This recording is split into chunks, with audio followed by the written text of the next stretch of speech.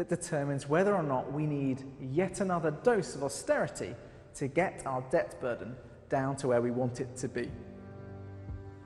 Well, with us to discuss the budget are Danny Alexander, Chief Secretary to the Treasury and Liberal Democrat MP, and Chris Leslie, who's his Labour shadow.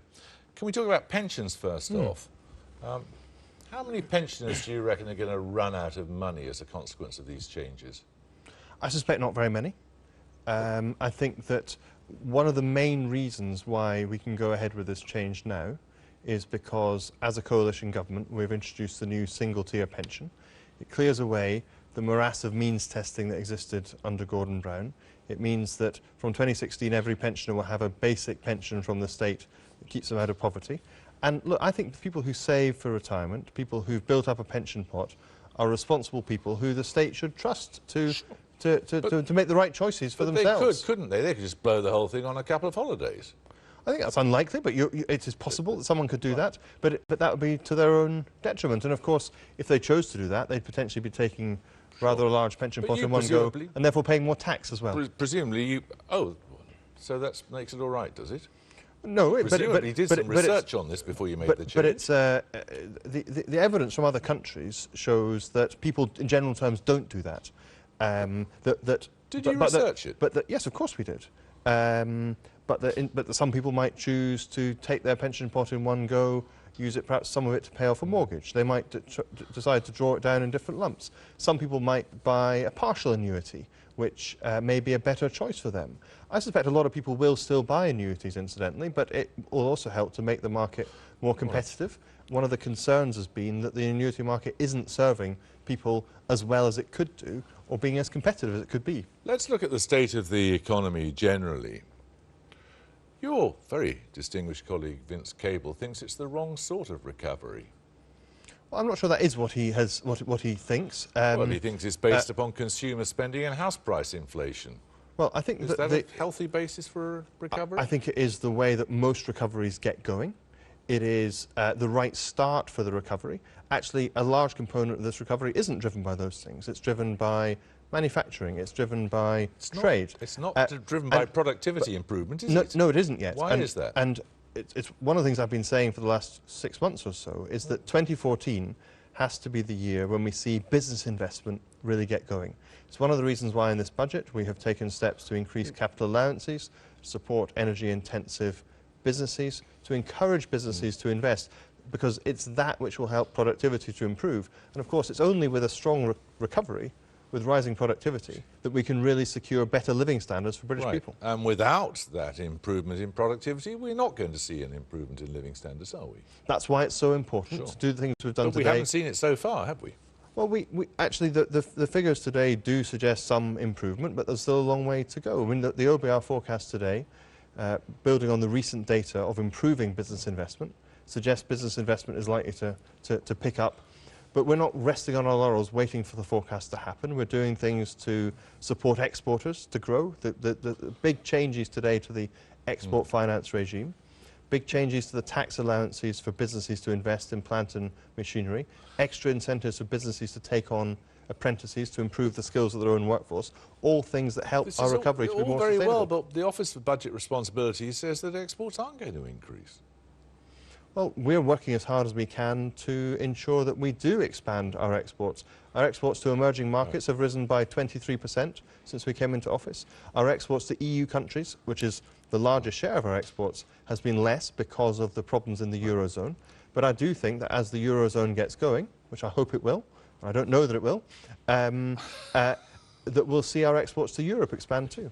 I'm going to bring you in a second, Chris Leslie, but I would just like to ask, first of all, Danny Alexander, what do you make of this fantastic Conservative poster advertising this marvellous budget achievement? What do you make of it?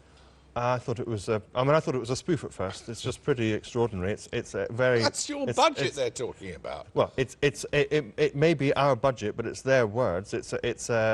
I think it's rather patronising. I think there are, and also I think it actually demeans some quite sensible things. You know, there are good reasons to be supporting bingo. There are good reasons to be encouraging our pub sector to be stronger. That's the analysis behind those measures.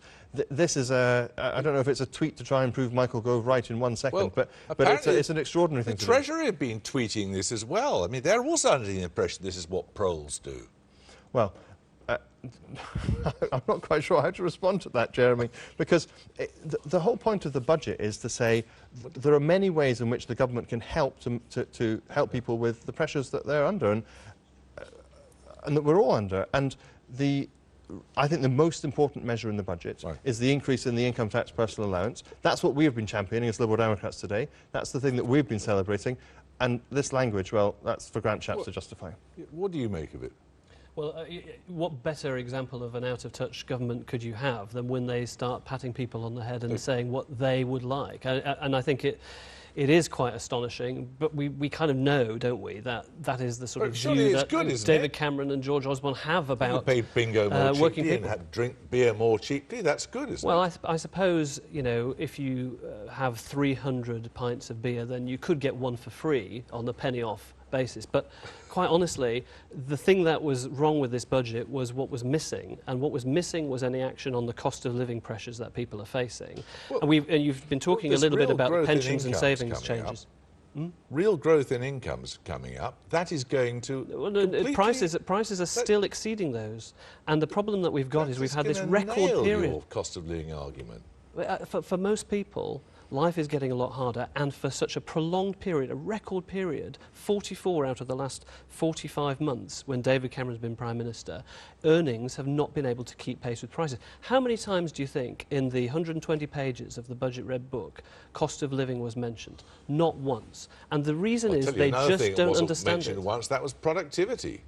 Well, and there's a real problem with the imbalance, the imbalance that we have in terms of their approach to the economy, because, of course, what's happening is that, of course, they've got to have action on savings. The reason we've got a savings crisis is because people are struggling to make ends meet. And once people have dipped into their savings, that's no wonder the growth projections are starting to come down in the longer term, because that has been the fueling a little bit of the recovery that we've seen. But the recovery still isn't felt by the vast majority of people. The savings ratio is coming down, and that's the OBR has confirmed that, Danny, hasn't it? The OBR does forecast the savings ratio to fall, as you see in almost any economic recovery. But I'm very disappointed that Chris, if he is concerned about the pressures that households in this country are under, hasn't welcomed the substantial increases in the income tax personal allowance, worth now by April next year. You give a little bit with one hand and you take so much more with the other. This is worth £800 a year to 25 million working people paying tax at the basic rate. That is real help. And look, if you're really worried about the cost of living pressures on families, your party wouldn't have crashed the economy in the first place, helping to cause an economic crisis. It was a banking crisis, Danny. And who was in charge of the banks? Your boss, Ed Balls, was the city minister. You think Gordon Brown created Lehman Brothers to go bust and all those other things? Come on, you're better than that. He was the man who said there's no more boom and bust. You're better than that, Danny. I know that, as Jeremy says, sorry, I shouldn't be asking the question, Jeremy, you should. You go ahead. But you know, Gordon Brown said there'd be no more boom and bust. It was the Labour Party that was responsible for regulating the financial system so catastrophically poorly for many years before the crisis. It was the Labour government that was running a structural deficit in our economy for many years before the crisis. But why have we not had? Why has the deficit? I think just a wee admission of responsibility. Is it going to be £75 billion at the next right, I think because we didn't get the growth. You failed to get that. You can continue this argument in private in a minute. There's a lot in the pub over a penny cheaper pint of beer. Yeah, there you are. Marvellous. Have a game of bingo while you're at it. Now, one thing the Chancellor of the Exchequer trumpeted today was what he called the biggest shake-up of pensions in the best part of 100 years.